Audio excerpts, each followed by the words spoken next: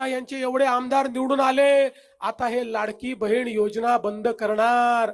1 वर्ष झालं लाडकी बहीण योजना सुरूच आहे।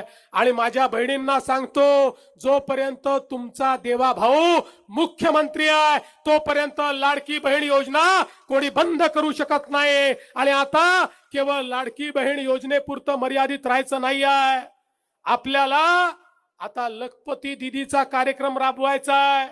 या ठिकाणी मी सूर्यवंशीजी आपल्याला आणि गंगाप्रसादजी आपल्याला दोघांनाही सांगतो, ही जनता तुम्हाला निवडून देणार आहे, पण निवडून आल्यानंतर माझ्या सगळ्या लाडक्या बहिणींना लखपती दीदी बनवण्याचं काम हे तुमच्यावर आम्ही सोपवून जातो। तुम्हाला त्या ठिकाणी माझ्या लाडक्या बहिणींना लखपती दीदी करायचं आहे। बंधू भगिनींनो, आपण शेतकऱ्यांना मोफत वीज देण्याचा निर्णय घेतला, तोही आज आपला चाललेला आहे। जे काही आपण निर्णय करतो त्याच्यापासून कधीच मागे आपण हटत नाही। आपल्याला माहिती आहे, आपण प्रत्येक नागरिकाला 5 लाखापर्यंत महात्मा फुले जनारोग्य योजनेच्या माध्यमातून मोफत उपचार देण्याचा निर्णय घेतला।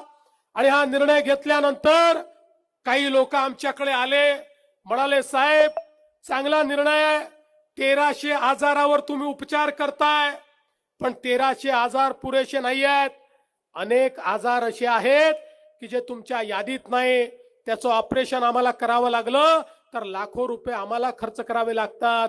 गरीब मध्यमवर्गीयांनी ते पैसे आणायचे कुठनं?